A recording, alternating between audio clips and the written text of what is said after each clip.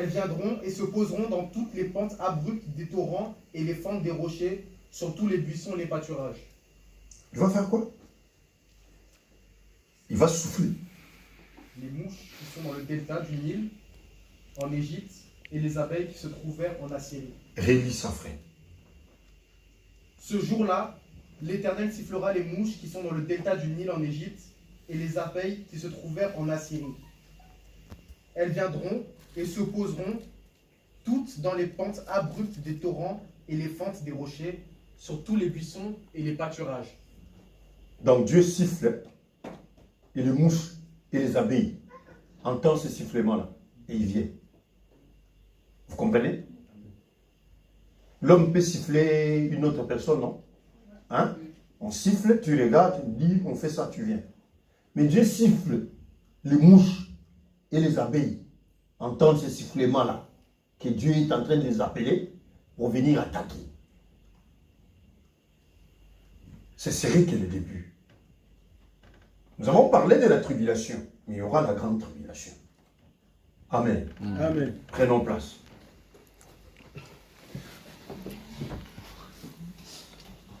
Nous venons de lire le livre d'Exode. J'ai dit que il y a tribulation, il y a grande tribulation. Quand la tribulation a commencé, je crois que nous avons lu et nous avons compris la partie qui parle de la tribulation. Jusqu'au point où nous avons saisi que les deux oliviers viendront. Ils feront leur travail sur la terre. Ils auront prêché l'évangile à Israël. J'ai parlé du danger que va commencer à vivre les gens. Parce que, ici, les véritables chrétiens, pendant ce moment, ils sont enlevés. Ceux-là qui craignaient le Seigneur, ceux-là qui cherchaient Dieu de tout leur cœur, ceux-là qui ont cru au Seigneur Jésus-Christ comme leur Seigneur et Sauveur, qui ont accepté que Jésus conduise leur vie. En ce moment ici, ils sont enlevés. Ils ne sont pas sur la terre. Dieu les a pris avec lui. Pourquoi Dieu les prend avec lui? Parce que pour que Dieu frappe, il n'a pas besoin que ceux-là qui les craignent, ceux-là qui les connaissent en vérité, participent à cette frappe-là. Regardez ce qu'il fait avec Lot. Dieu s'est déjà décidé pour détruire Sodome et Gomorrhe. Mais il savait qu'il y avait un juste dans Sodome et Gomorrhe. Cet homme-là s'appelait Lot. Dieu fait sortir Lot ainsi que sa maison. Pourquoi? Parce qu'il ne voulait pas faire périr les justes et les injustes. Et cette parole sort au moment où Abraham est en train de parler, d'intercéder pour Lot. Abraham demande à Dieu, est-ce que s'il y a autant de justes, détruiras-tu seulement ce pays-là? S'il y en a 40, est-ce que vas-tu détruire? S'il y en a 30, pendant qu'il parle avec Dieu, il parle des justes et des injustes. Or, si on doit mélanger le faux du vrai et qu'on traite tout le monde de la même manière, c'est qu'on est les plus injustes. Or, la Bible dit que Dieu est seul qui est juste. Amen. On l'appelle le juste juge. Amen. Comme il est le juste juge, Dieu ne peut pas permettre que le méchant, ceux-là qui ne vivent pas la parole, ceux-là qui ne veulent pas craindre Dieu, ceux-là qui vivent dans toutes sortes de désordres, périssent ensemble avec ceux-là qui craignent Dieu. Ceux-là qui les craignent, ceux-là qui le cherchent, ceux-là qui se donnent en chaque jour pour Dieu, qui même ils peuvent être dans un coin, ils se disent je suis chrétien, je vais continuer à craindre Dieu. Ceux-là qui respectent la parole de Dieu, Dieu ne peut pas le mélanger avec tous les impies qui restent durant toute la nuit dans des bars, tous les impies qui restent durant tout le jour dans des hôtels, des impies qui restent en train de prendre des armes et tuer les autres. Dieu ne peut pas le mélanger ensemble et les punir ensemble. Amen. Dieu enlèvera ceux-là qui les craignent. Dieu enlèvera ceux-là qui le respectent. Dieu enlèvera ceux-là qui respectent sa parole.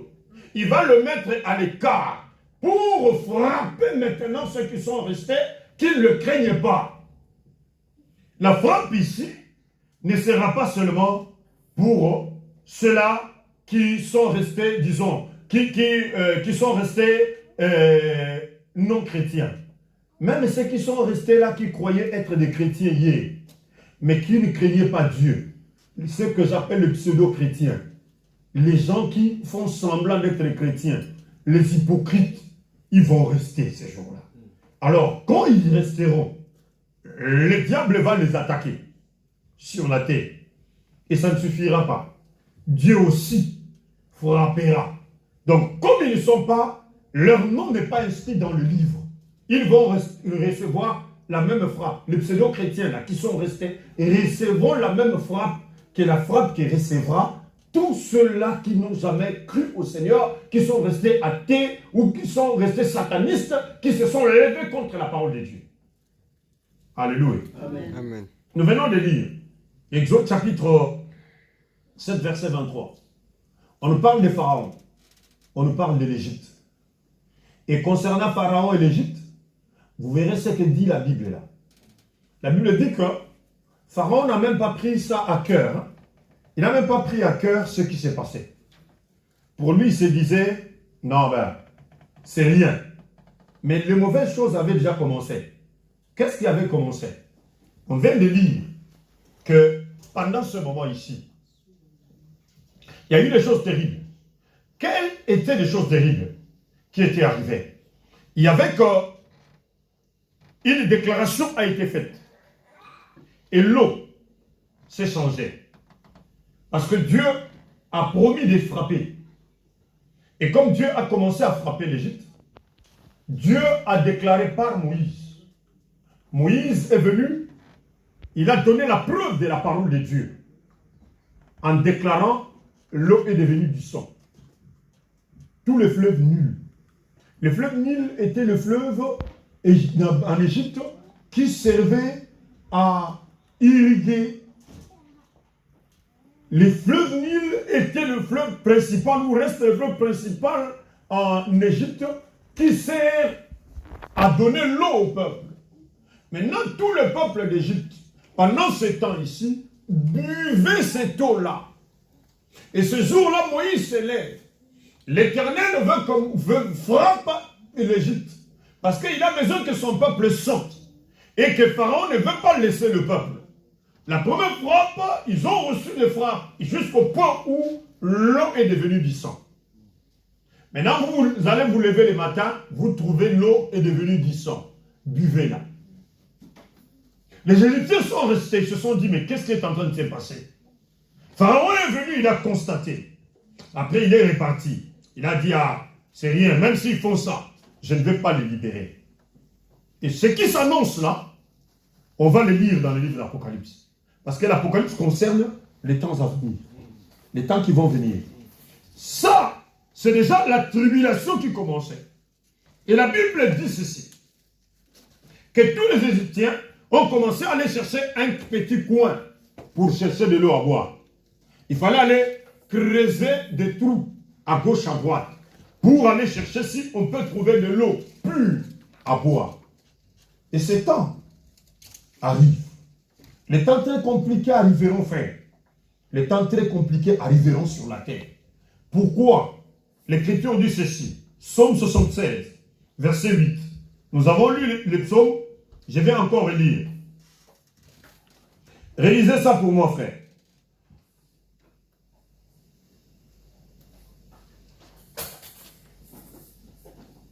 Psaume 76, verset 8. Toi, tu es redoutable, qui peut te résister quand ta colère éclate? Toi, tu es redoutable, qui peut te résister quand ta colère éclate? Ça, on parle de Dieu. Dieu est redoutable, qui peut résister à Dieu quand sa colère éclate? Quand Dieu s'élève et qu'il est maintenant en colère, qui peut résister? Allez-y. Du haut du ciel, tu as proclamé ta sentence. Du haut du ciel, tu as proclamé ta sentence. La terre effrayée, c'est tenue tranquille. La terre effrayée, c'est tenue tranquille. C'est tenue tranquille. Lorsque Dieu s'est levé pour faire justice. Lorsque Dieu s'est levé pour faire justice. Pour sauver tous les humbles de la terre. Pour sauver tous les humbles de la terre. Dieu sauve les humbles de la terre. Merci, nous pouvons bien nous asseoir. Il sauve les humbles de la terre. Qui sont ces humbles-là? Ce sont ces gens-là qui croient. Ce sont ces gens-là qui se rabaissent. Ce sont ces gens-là qui acceptent qui est Jésus. Qui disent que Jésus-Christ est mon Seigneur. J'accepte en toute humilité sa volonté dans ma vie. Ces gens-là, le Seigneur va le sauver. Il le sauve. Il les enlève de la terre. Mais Dieu a proclamé une sentence. Quelle est la sentence que Dieu a proclamée? C'est la frappe qui descendra ou les frappes terribles qui vont descendre sur la terre. Et Dieu dans le ciel, on dit qu'il est redoutable, qu'il peut résister à sa colère quand il a déjà décidé. Quand il décide et il a une sentence à donner aux gens, il y a des frappes qu'il faut frapper les gens. La Bible dit que la terre s'est tenue comment? En silence, n'est-ce pas? Parce qu'elle était effrayée. Si Dieu veut effrayer la terre, frère, il n'a pas besoin de demander la permission d'un certain président. Si Dieu a besoin de frapper la terre, il n'a pas besoin d'aller dire à un roi quelque part que non, voilà, toi, le roi espagnol, écoute, moi je vais faire ceci. Si Dieu a besoin de terrifier les gens, il ne demande à personne. D'ailleurs, vous voyez aujourd'hui un exemple clair et net. Nous voyons les intempéries. Nous voyons parfois la grêle. Ce sont des boules de glace qui tombent dessus. Et parfois ça détruit les véhicules, des maisons. Et vous verrez des gens qui sont dans cette contrée-là où il y a la grêle qui tombe, ils sont tellement terrifiés. On cherche même à fuir. Moi j'ai vu une dame, elle avait tellement peur, elle se disait, mais ma voiture sera détruite. Alors, qu'est-ce qu'il fallait faire? Elle a accepté d'aller chercher des morceaux de bois, des planches, pour venir couvrir les vitres de sa voiture. Pendant ce moment-là, ça tombait gros comme ça sur sa tête et tout. Finalement, elle a fini à l'hôpital. Pour vous dire que, si Dieu veut terrifier, il n'y a personne qui peut lui dire quelque chose. Il est terrifié. Il veut envoyer un tsunami pour engloutir les gens. Il envoie le tsunami. L'eau vient et l'eau engloutit les gens. Vous serez effrayés. Mais Dieu le fait. Et surtout que s'il n'y a personne à épargner, il sait que tous ceux qui sont là, ce sont des méchants. Il ne les épargne pas. Beaucoup de gens veulent nous faire comprendre qu'ils sont plus miséricordieux que Dieu. Ah non, vous voyez les dieux qu'on dit dans la Bible dit que Dieu est miséricordieux. Comment Dieu va faire de telles choses? Ça dépend de toi. Pour que Dieu les fasse. La Bible dit d'abord qu'il est redoutable, n'est-ce pas? Quand il décide, qui va changer sa décision? Il n'y a personne. C'est lui qui a créé les hommes. Quand il avait détruit du temps de Noé, il avait demandé la permission à qui?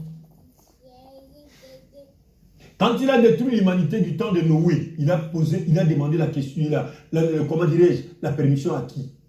Autant de tsunamis qui ont englouti les gens en Inde et de partout là dans le monde. Il a demandé la permission à qui? Vous avez vu toute une ville brûlée aux États-Unis. La Hawaï, vous avez vu comment elle est calcinée? Comment elle est carbonisée? Des maisons, tout est brûlé. Est-ce qu'il a demandé la permission à quelqu'un? Combien de personnes sont mortes là-bas à cause de ces feux-là? Mais d'où est venu ce feu? Et comment ce feu a pu embraser toute une ville comme ça? Il est resté Dieu. Il n'a pas besoin de te demander ta permission à toi. C'est pourquoi, frère, crains Dieu. Ne viens pas à l'église pour faire des blagues. On ne vient pas blaguer à l'église. Ne viens pas pour passer ton temps et voir que voilà, moi j'irai, bon, si je ne veux pas, je sais qu'on va m'appeler. Moi je dis toujours, n'attends pas l'appel. Parce que cet appel-là que tu attends là, un jour tu l'attendras, mais personne ne va t'appeler. Ce qui va te réveiller ce jour-là, quand tu verras devant la télévision, on est en train de compter le nombre disparus sur la terre. C'est alors que tu vas pleurer. Parce que toi, tu attends toujours qu'on t'appelle. Qu'on te dise, mais pourquoi tu n'es pas venu? Il faut venir. C'est bien qu'on te dise ça. C'est bien qu'on te rappelle. Mais il y aura un jour qui va attendre ce rappel-là, frère. Tu vas attendre ce rappel-là, ma soeur. Pendant que tu es en train d'attendre ça, ça ne vient pas. Tu te dis, mais qu'est-ce qui est en train de se passer? Aujourd'hui, dimanche, je ne suis pas allé à l'église. Moi, je croyais qu'on allait m'appeler. Et on ne t'a pas appelé. Et quand tu iras devant maintenant la télévision, tu t'assieds comme ça. Tu allumes la télé, on commence à donner des nouvelles. On te dit qu'il y a 1 million de gens qu'on ne trouve pas dans le continent américain. En Afrique, dans tel pays, il y a autant de personnes qui ont disparu.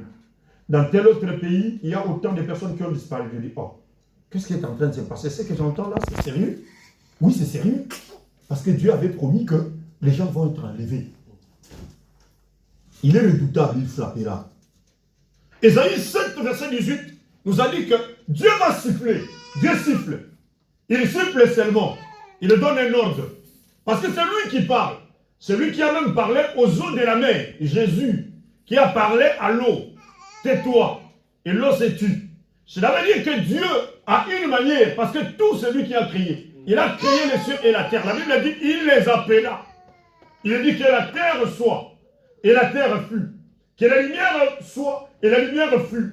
Donc il les appelle. Dieu a un appel à lancer à tout cela qu'il a créé. Même toi et moi qu'il a créé par son image et sa ressemblance. Il nous appelle au travers de sa parole. Il nous dit, venons et servons-le. Par quel moyen? Peut-être pendant qu'un frère te dit, viens à l'église.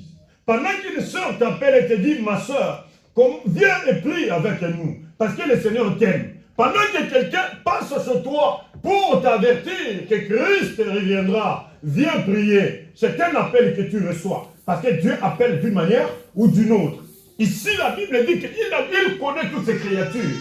C'est lui qui donne l'ordre. Il appelle qui? Les mouches et les abeilles. Comment? Il ne leur dit pas par sa voix. Mouche venait pour frapper. Abeille venait pour... Il siffle seulement. En sifflant seulement, toutes les mouches là où ils seront, elles vont écouter la voix.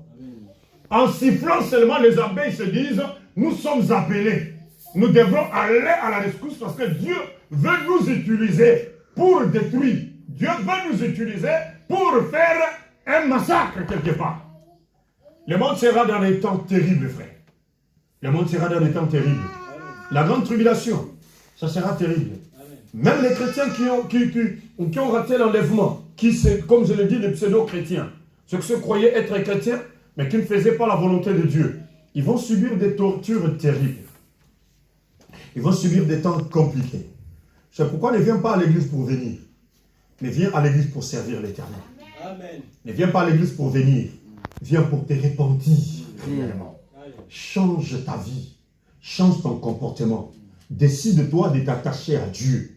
Dis-toi, je vais servir le Seigneur. Et tu restes zen, tu restes serein, tu restes avec respect devant Dieu. Tu restes servir Dieu. Parce que c'est là que le monde ne connaît pas. C'est ce que je suis en train de vous dire là. C'est ce que je suis en train de vous expliquer dans le livre saint. Ce sont des choses qui arriveront. Parce que ce que nous sommes en train de vivre aujourd'hui a été promis. Il y a de cela plus de 2000 ans. Les prophètes ont même parlé de ça.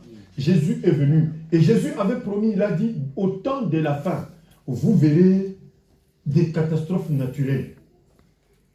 Matthieu 24. Aujourd'hui, ce que nous sommes en train de vivre là, les gens prennent ça pour... Non, c'est... Qu'est-ce qu'ils disent? Qu'est-ce qu'ils disent des trucs climatiques? Qu'est-ce qu'ils sont en train de dire? Hein? Réchauffement climatique. Voilà, c'est nous qui avons pollué. Nous avons fait beaucoup de... nos industries ont pollué. Maintenant, le monde est dans la complication. Il y a des grosses chaleurs et tout. Ça a été promis. Ça a été promis. Et Dieu connaissait ces temps. Il avait promis que ça va venir. Vous sortez là dehors, vous êtes sous la chaleur de 40 degrés, 39 degrés. Ça n'a jamais existé. Dans le temps, ça n'a jamais été. Mais là, pendant ce moment, ça se complique. Et ça va devenir de pire en pire. Ça continue à avancer. Et vous croyez que c'est un plaisir. C'est nous, les gens du monde, qui avons fait ça. C'est bien. C'est nous. Mais Dieu est en train de nous annoncer quelque chose. Parce qu'il en avait déjà parlé. Et les temps sont là. Les complications arrivent. Beaucoup de bouleversements arrivent. Il y a des temps, comment dirais-je, il y a des tremblements de terre qui ont été promis depuis très longtemps. Et là, dernièrement, la terre a tremblé. Vous avez vu ce que la terre, après son tremblement, a pu faire en Italie. Et ça continuera. Et Matthieu 24 en avait parlé. Et les choses sont en train de se faire. Mais je veux que nous puissions comprendre ceci. Que ce jour-là, qui vont arriver, ce seraient des jours d'angoisse. Ce ne sont pas des jours de joie. Parce que le temps de joie finira. Tu vois, ces temps-là où les gens sortent, ils vont faire la fête. On danse toute la nuit. On est en train de danser comme ça. Comme je le disais là. Là, on ne se fatigue pas. Quand ça commence, boum, boum, boum, boum, quelqu'un va par exemple dans une boîte de nuit ou il va dans un bar. Ça commence à 22h, même jusqu'à 3h. On est en train de danser comme ça. On saute, on danse comme... Mais là, c'est la joie. Les mal maintenant, quand on te dit, bon, là, tu as beaucoup dansé. Maintenant, viens à l'église. On veut aller prier. On sent une lourdeur. On se dit, je n'ai même pas, vous savez, ma carte de transport, je ne l'ai même pas rechargée. Mais là, de l'autre côté, on avait des tickets pour partir. Vous savez, l'église, je trouve que c'est loin par rapport à la maison. Mais pour aller faire la fête à Saint-Étienne, Saint-Étienne, c'est à côté de la maison. Alléluia. Pour Dieu, ça se complique. Mais pour soi, c'est une joie. On vient à l'église, on reste 1 heure, 2 heures. Ah, l'église a pris beaucoup de temps. Mais là, pour sauter, pour danser, on peut commencer à 22 heures jusqu'à 3 heures du matin. Ça, c'est 30 minutes. C'est 20 minutes. Mais l'église, 2 heures seulement, c'est un problème. Les gens deviennent des gens de raison. Mais la joie finira. La joie là, cette fête-là que vous faites chaque jour, elle va finir un jour. Ce serait des jours d'angoisse. Daniel chapitre 12, verset 1. Lisons. Nous sommes au temps d'enseignement, nous allons lire. Je veux que ce que je dis là, que nous puissions le lire dans l'Écriture. Daniel 12, verset 1.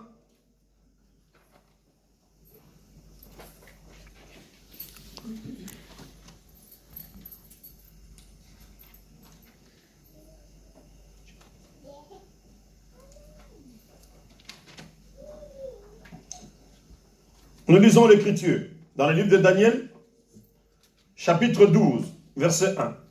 Amen. Daniel, chapitre 12, verset 1, je lis au nom de Jésus-Christ. Amen. Appel à la persévérance. À cette époque-là se dressera Michel, le grand chef, celui qui veille sur les enfants de ton peuple.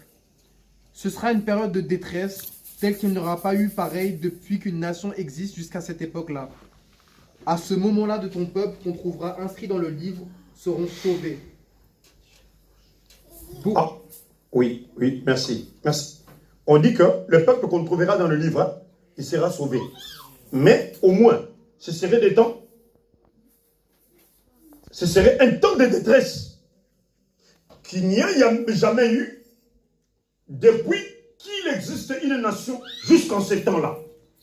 Depuis que les nations existent, il y aura des temps de détresse qu'on n'a jamais vécu. Ce serait la première fois qu'on vivra de telles détresses. Mais ceux seulement qui vont se retrouver dans les livres, les livres de vie que Dieu a écrits, ceux-là qui ont cru au Seigneur Jésus comme leur Seigneur et Sauveur, seront sauvés. Mais le reste, ils vont vivre des temps d'angoisse et des temps terribles. Sophonie, chapitre 1, verset 15. Ils vont bien nous asseoir. Lisons. Sophonie, chapitre 1, verset 15. Celui qui est pourra lire.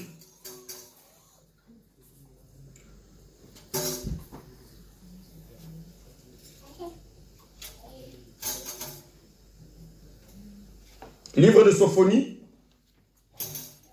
Amen. Amen. Sophonie 1, verset 15. Je lis au nom de Jésus-Christ. Amen. Ce sera un jour de colère, de malheur et de peur, un jour de destruction et de mort, de nuit et d'obscurité, un jour de nuages et de brouillard. Un jour de nuages et de brouillard.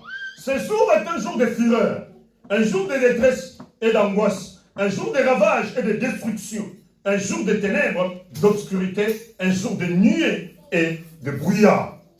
Terminons avec Jérémie 30, verset 7.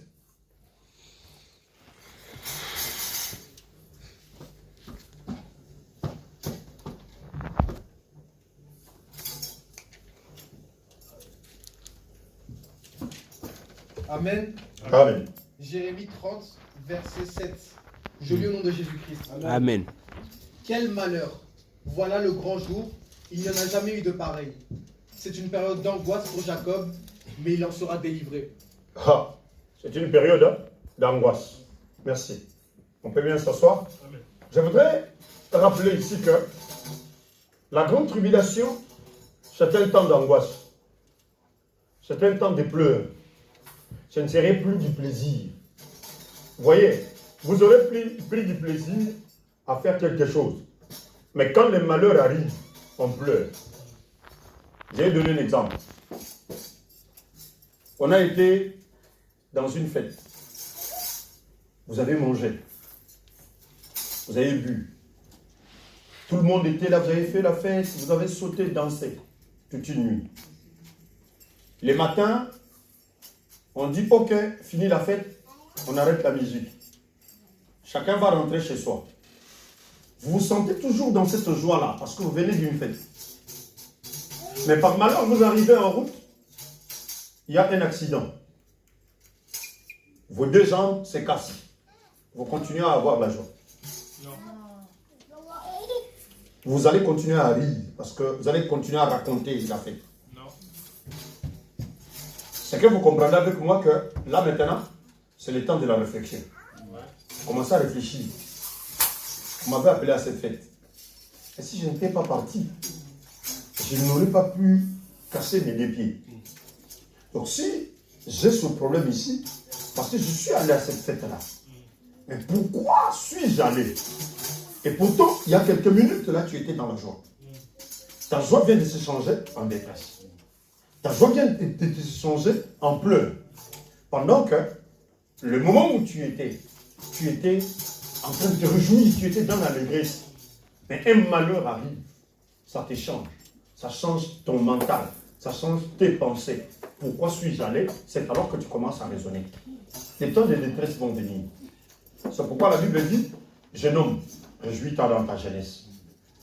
Fais ce que ton cœur désire.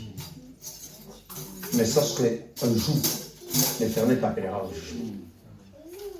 Tu iras en jugement. Réjouis-toi. Fais ce que ton cœur désire. Fais tout le plaisir que tu veux faire. Mais un jour, sache l'Éternel quand l'Éternel va t'appeler au jugement. Il t'appellera pour te juger. Et maintenant, devant le jugement de l'Éternel, je crois qu'il voit mieux que toi. J'ai entendu mon frère dire ceci, que Dieu voit même dans le noir.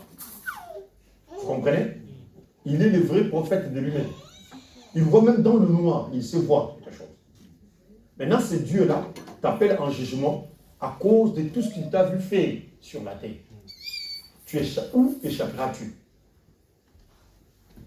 Parce que même les juges de cette terre ici, les enquêteurs, ils peuvent enquêter sur une situation et expliquer où tu étais, qu'est-ce que tu avais fait. Pendant que toi, tu crois qu'on ne t'a pas vu. Mais il t'explique ce que tu as fait. Il t'explique que tu étais où pendant ce moment-là. Parce que peut-être qu'on avait mis quelqu'un en filature qui est en train de te voir, leur œil. Maintenant, Dieu qui est assis dans le ciel, Dieu qui remplit le monde entier, il te voit partout où tu entres, tout ce que tu fais, toutes tes petites manigances, dans tous les coins où tu vas. Tu n'échapperas en rien. C'est comme une caméra qui va commencer à rebobiner, à refaire tout ce que tu as fait là. On commence à t'expliquer. Les temps de détresse vont venir. Mais avant que les temps de détresse arrivent, on nous demande de nous préparer pour éviter. Si tu veux éviter ce temps-là, tu pourras éviter en prenant les précautions de servir le Seigneur Jésus, de s'attacher à lui et de se donner à lui, que de se donner au plaisir du monde. Parce que la Bible dit que celui qui aime le monde plus que Dieu, il ne lui appartient pas. Si tu attaches trop au monde, tu es l'ennemi de Dieu. Amen. Amen. Ma Bible me dit ceci dans Matthieu 24, verset 15. C'est pourquoi, lorsque vous verrez l'abomination de la désolation dont a parlé le prophète Daniel, établi en lieu saint, que celui qui lit fasse attention. Or, vous et moi, nous avons lu les livres de Daniel, n'est-ce pas? Oui. On nous a expliqué qu'il y aura un temps compliqué. En ce temps-là, l'abomination sera placée dans le lieu saint. Je vous ai expliqué la fois passée qu'il va arriver cet homme à qui, ou la bête, à qui Satan, le dragon, aura donné le pouvoir. Il ira jusqu'en Israël, dans les temples, et se proclamer Dieu. Il fera cesser les sacrifices. J'ai lu ça ici avec vous. Il dira qu'il n'y aura plus de sacrifices dans le temps. On ne fera plus les sacrifices qui auraient déjà été rétablis. On dit que ça cesse. Et lui se place sur le trône. Il sera déclaré le Dieu. Et c'est ce Dieu-là qu'on doit servir. Or, c'est un homme revêtu de l'esprit de Satan. Et tout homme doit commencer à l'adorer. C'est en ce temps-là où la Bible dit que déjà, on doit avoir une marque sur sa main ou une marque sur son front pour acheter et pour vendre. Si on n'a pas la marque, on n'achètera pas. Si on n'a pas la marque, on ne vendra pas. On doit avoir la marque de la bête. Oh, cette marque de la bête, c'est le temps de l'abomination. Cette abominable personne qui va se lever et dire qu'il est Dieu. La Bible dit, comme Daniel l'a dit. Écoutez, c'est Daniel 9. Nous avons lu le verset 27, n'est-ce pas? Je vous avais fait lire la partie A, premièrement. Et après, on a lu la partie B, où on dit que l'abomination, on fera cesser l'offrande. On ne donnera plus l'offrande à l'Éternel. On ne servira plus l'Éternel. Parce que lui viendra se placer, il se dira, il est Dieu. Et il va opérer des miracles. Il va opérer des grandes choses. Les gens diront, oui, c'est lui Dieu. Et pourtant, il n'est pas Dieu. C'est l'ennemi. C'est l'homme impie. C'est lui qui est revêtu de la puissance de Satan. Maintenant, les hommes doivent adorer. Et pendant que la Bible nous avertit déjà, dans Matthieu 24, à l'époque déjà, le Seigneur parlait de ça. Il dit ceci. C'est pourquoi lorsque vous verrez l'abomination de la désolation, dont a parlé le prophète Daniel, établi en lieu saint, que celui qui lit fasse attention. Amen. Amen. Que celui qui est en train de lire fasse quoi? Attention. Ne lis pas la Bible comme un journal. Lis la Bible comme un homme éclairé, qui a le Saint-Esprit, qui comprend que nous devons racheter les temps, car les jours sont mauvais. Amen. Et celui qui est au rachat des temps, il doit faire tout ce qui est de son possible pour arriver à entrer, pour arriver à récupérer tous les temps perdus. Pour récupérer le temps perdu, répands-toi sincèrement. Crois au Seigneur Jésus-Christ comme ton Seigneur et ton Sauveur. Éloigne-toi du péché. Attache-toi à Dieu. Sers l'Éternel sans toutes les raisons humaines. Non parce que je suis fatigué. Parce que j'ai tellement sommeil. Bon, si toi tu as tellement sommeil, alors ceux-là qui font le boulot de nuit, comment se réveillent-ils? Comment vont-ils dans des églises pour prier? Si toi tu as froid, alors tout le reste, ils ont des corps, je ne sais pas moi, de fer, ou leurs corps sont en béton. Pourquoi ces raisons-là ne surviennent que sur toi? Ou en toi, c'est toi seul qui donne toutes ces raisons-là. Et les autres, comment sont-ils? C'est pourquoi prépare-toi à la rencontre de Dieu. 1 Thessaloniciens chapitre 5, verset 3. Je vous avais dit que c'est l'enseignement, il faut lire. Il y a des temps où je ne vous fais pas lire. Ou quand je commence, j'avance. Mais là, je veux que nous puissions lire. 1 Thessaloniciens chapitre 5, verset 3. Je lis ceci au nom du Seigneur Jésus-Christ Nazareth. Quand les hommes diront paix et sûreté, alors une ruine soudaine le surprendra, comme les douleurs de l'enfantement surprennent la femme enceinte. Et ils n'échapperont point. Mais vous, frères, que dit la Bible?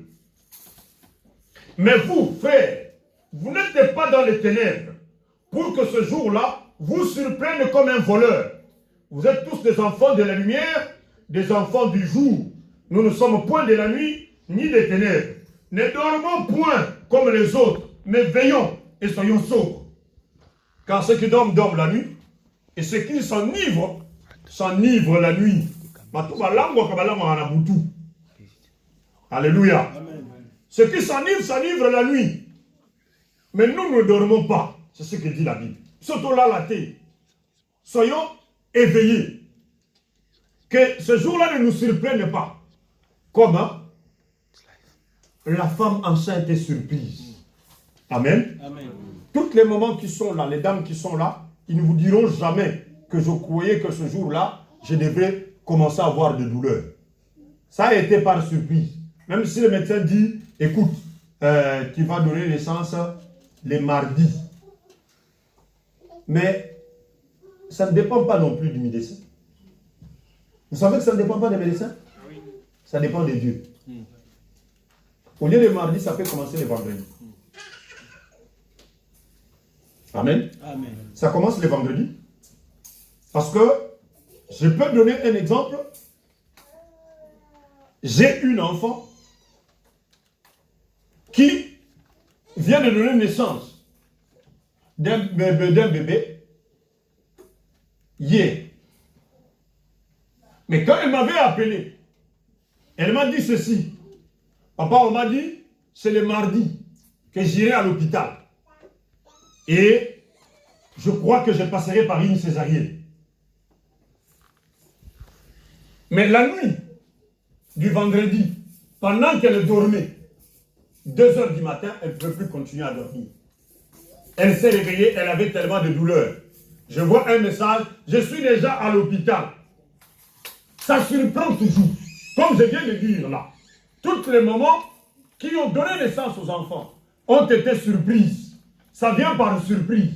Ça n'attend pas et ça ne respecte même pas le médecin. Ça peut, mais le médecin peut dire mercredi.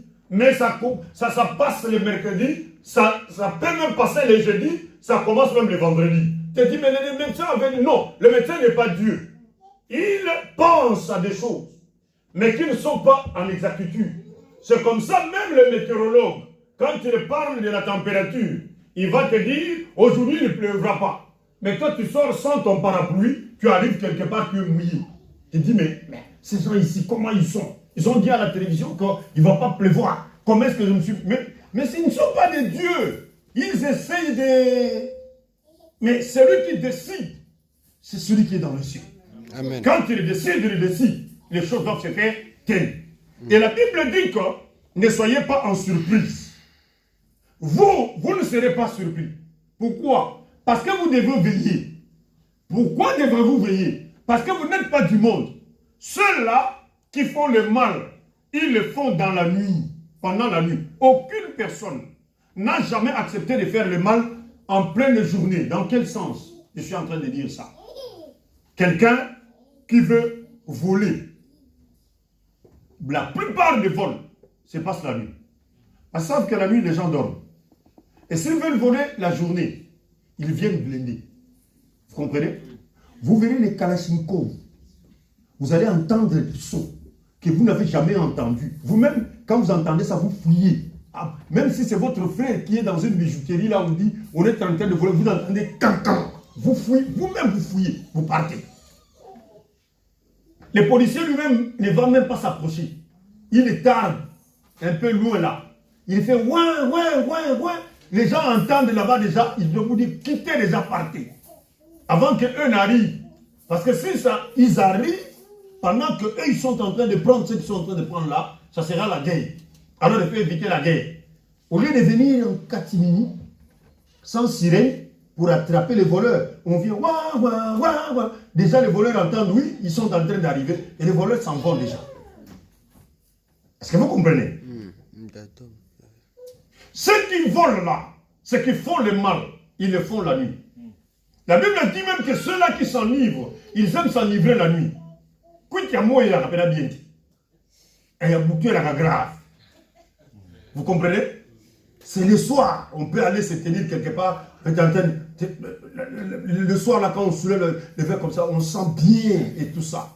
Et puis, on commence, quand ça tourne la tête là, et tout. Ah non, j'ai lu la Bible quelque part, ça m'a fait parfois rire. J'ai ri comme ça après-midi.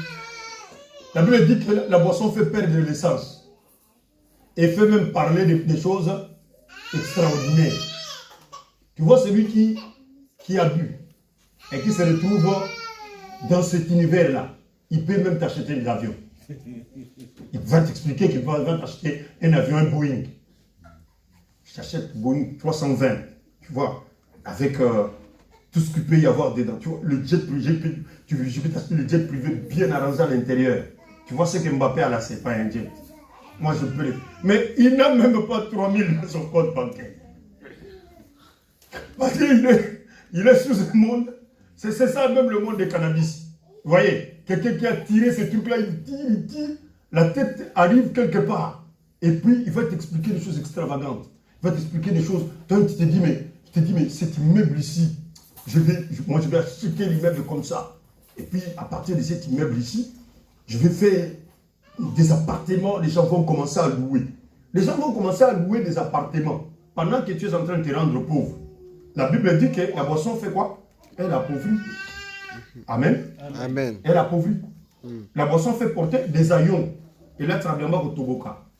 Pourquoi? Parce que tu n'auras rien en compte bancaire. Tu n'auras rien. Ce que tu fais là, tu fais que sortir. Et puis quand tu entres dans l'addiction, c'est alors où tu vois quand même que Nazam Taobeba. Parce que chaque jour, tu vas commencer à faire sortir l'argent. Et puis, c'est une chose qui amène beaucoup de flatteurs autour des gens.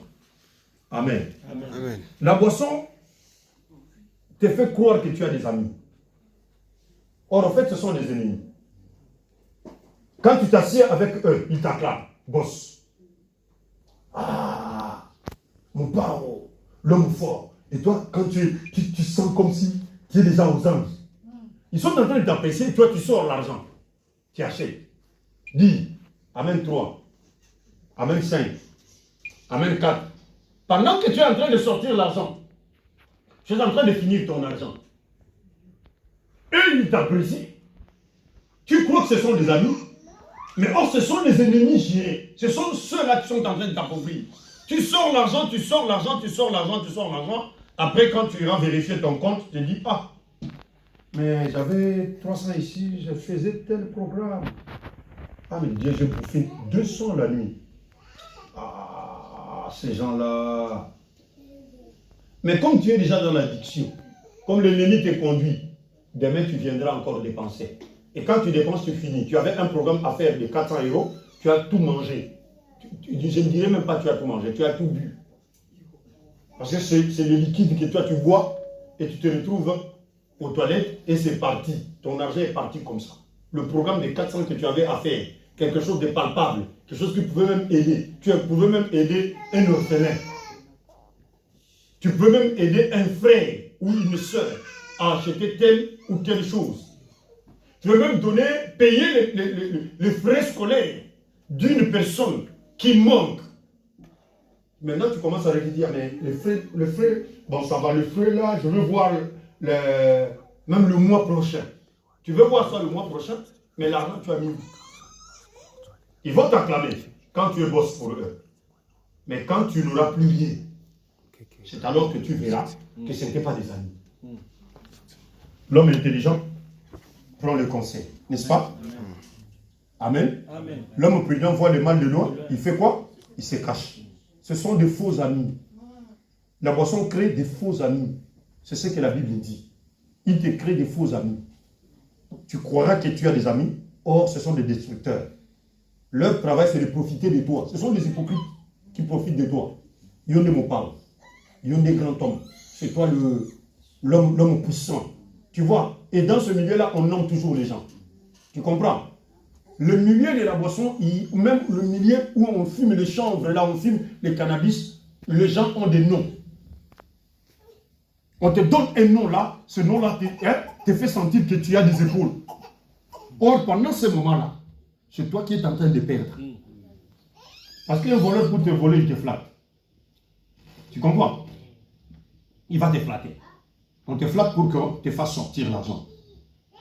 Aïe, aïe, aïe, au fin, Yundé, c'est toi. Tu vois, c'est toi qui es au top. C'est toi les grands messieurs. Les grands messieurs comment? Les grands messieurs comment? Toi, tu veux me faire traiter les grands messieurs comment? Non, tu vois, quand toi, toi le... Non, laisse ça. Tu me flattes pour rien. Moi, je vais épargner pour faire autre chose. Amen. Amen. J'épargnerai pour faire autre chose. Ne m'amène pas sur ce terrain-là pour me détruire. Parce qu'on se détruit, même son propre corps, on est en train de le détruire. Parce que la boisson fait vieillir, vous le savez. J'ai vu des gens en Afrique du Sud, quelqu'un qui a 22 ans. Je ne sais pas qu'il a changé son âge, non. Il a 22 ans. Parce qu'on enregistre déjà de naissance. C'est comme ici en France, n'est-ce pas? Tu es né, on t'enregistre, n'est-ce pas? Ouais. Tous mes enfants qui sont nés là, ils naissent, on enregistre, on met la date, on te donne ce qu'il faut te donner comme certificat. Maintenant, quelqu'un qui a 22 ans, ils boivent une certaine boisson au Cambodge. Le Cambodge là que vous avez entendu chanter par de chansons et tout, c'est une boisson qui est, comment dirais-je, une boisson traditionnelle. Quelqu'un boit ça, il a un ventre comme ça. Oui, voilà. Et vous voyez comment il grossit. Vous voyez ce grossissement là où quelqu'un a couteau qui peut dire au couteau. Vous les regardez comme ça, vous dites, mais ça c'est une personne, c'est un être sur quoi? La personne devient comme un ballon. Maintenant, vous regardez son âge. Vous les regardez comme ça, vous dites, celui-ci. Même quelqu'un qui a 60 ans, il ne peut pas avoir cet âge-là. Vous ne savez pas comprendre juste il a quel âge. Et puis quand ils boivent ça, ils sont comme les gens qui fument la cigarette. Vous voyez? Ils sont en amitié. Et puis ils sont tellement confiants les uns des autres. On ne peut pas leur dire, non mais écoute, va chercher un verre. Non. On prend pas, on donne à l'autre. Donc on ne voit pas qu'il y a des microbes, on ne pense même pas qu'il y a je sais pas moi aujourd'hui là, il y a eu cette maladie là, c'est quoi? Le Covid, non. Corona, ça n'existait pas dans ce monde-là. Même dans le monde des fumeurs. Quand quelqu'un fait ça, non, il le donne à l'autre, comme ça. Et lui aussi prend. Avec cette salive, est-ce que vous êtes en train, vous voyez que vous êtes dans un monde ici. Vous êtes dans un monde de fou. Amen. Amen. Repentons-nous de toutes ces choses-là. Repentons-nous de l'impudicité. Repentons-nous de l'adultère. Repentons-nous de l'ivrognerie. Repentons-nous de l'esprit de désordre. Repentons-nous de toutes sortes de combats et d'adultère. Repentons-nous de toutes sortes de mensonges. Repentons-nous de toutes sortes de blablabla. Repentons-nous de toutes ces choses-là. Changeons de vie, frères. Changeons de vie, mes sœurs. Parce que Christ va revenir. Et les jours seront terribles. Les jours seront tellement compliqués. Comme je viens de vous dire là. Ne faisons pas les choses que les gens font la nuit. Nous sommes de la lumière. Nous sommes du jour. Amen. Nous ne devons pas être surpris. Parce que celui qui marche pendant la journée n'est pas surpris. Alléluia. Amen. La journée, quand tu marches, même si tu vois quelqu'un sortir de la forêt, tu n'as pas peur. Tu as peur de quoi? Il sort, tu peux te dire, il est allé peut-être se mettre à l'aise dans la forêt. Mais pendant la nuit, quand tu marches comme ça, tu sens choix dans la forêt. Tu te dis, ça doit être un serpent, ça doit être un chien. Et si tu vois quelque chose passer comme ça, même si tu n'as jamais couru quand tu étais à l'école, tu prends la vitesse. C'est plus loin là-bas que tu iras regarder. Qu'est-ce que c'est passé? C'est quoi? Tu vois? Tu vas fouiller parce que c'est la nuit. Donc les choses qui se passent la nuit, ce sont des choses qui sont dangereuses. Amen. Évitons la nuit. Amen. Vivons dans la lumière. Amen. Amen. Pourquoi on dit boîte de nuit? Pourquoi on ne dit pas boîte de jour? Parce que ce qui se fait là-bas, ce sont des choses qui se font la nuit seulement. La journée, tu ne peux pas faire ça, que les gens viennent comme ça en train de te regarder. On fait des lumières, on embrouille des choses, parce qu'il y a des choses terribles qui se passent là-bas. Et tu ne peux pas inviter ta mère à venir avec toi dans la boîte de nuit. Pourquoi? Pourquoi tu l'invites pas? Si dans la boîte de nuit on fait des bonnes choses, pourquoi tu n'invites pas ton père? Ou tu viens, tu appelles ton pasteur, tu dis, pasteur, aujourd'hui je vais partir à la boîte de nuit, viens, on va partir avec toi. Alléluia. Amen. Mais tu aimes les choses de la nuit. Change. Change parce que le danger va venir. Ne sois pas surpris. Ne sois pas surpris. On t'apprend des choses que beaucoup de gens seront surpris. Mais avant que cette surprise-là n'arrive, il faut que toi, tu sois déjà éveillé. Que tu comprennes que moi, je suis de la lumière. Je dois participer aux choses de la lumière. Là, ça m'a tout dit.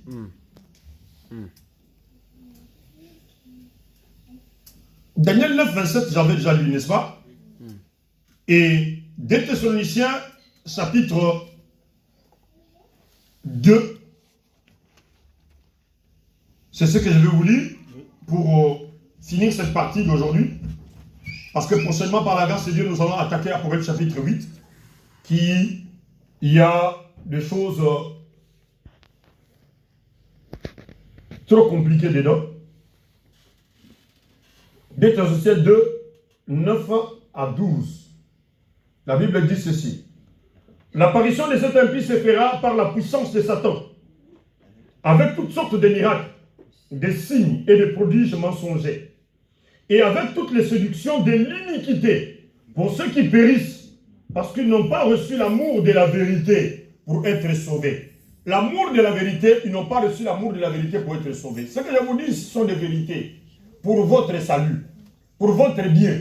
Parce que si quelqu'un ne t'aime pas, il ne te dira pas des choses vraies.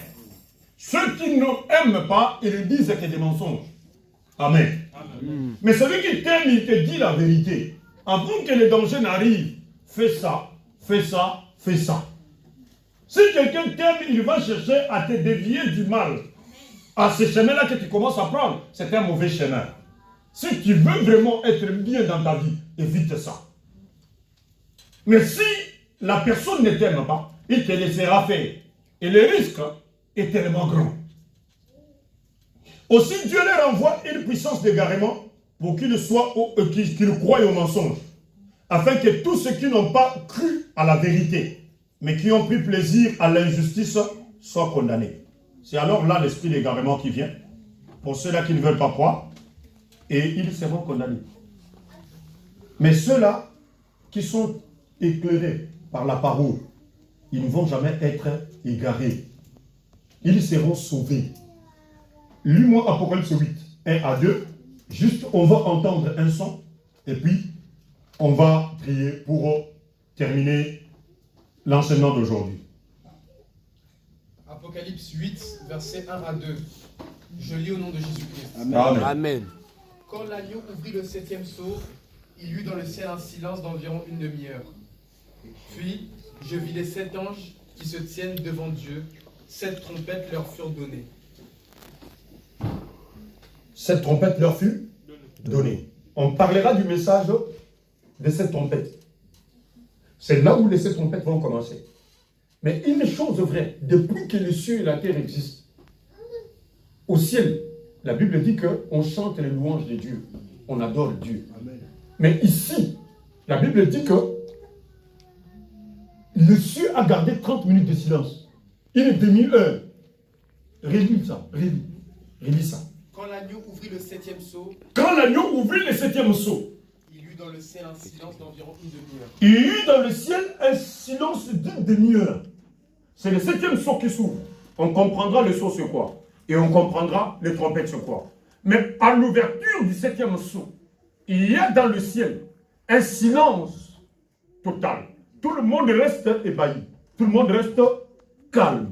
Tout le monde se dit, ah, qu'est-ce qui est en train de se passer?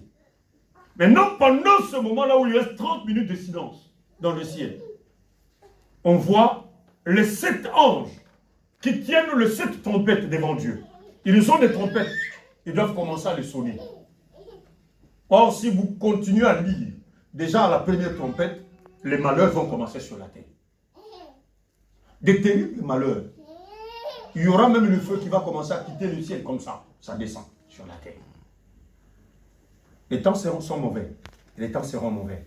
Et là, c'est la grande tribulation. Et ça sera compliqué. On va lire de la première trompette jusqu'à la 7e trompette. Chacun de ces anges-là va sonner la trompette. Après ce son-là, un malheur va arriver sur la terre. Le deuxième son, un autre malheur va arriver sur la terre. Et nous lirons tous ces malheurs-là. Vous allez voir qu'il y a d'autres choses qui seront citées là-bas qu'on n'a jamais entendues depuis qu'on est né. Que le Seigneur bénisse sa parole. Amen. Amen.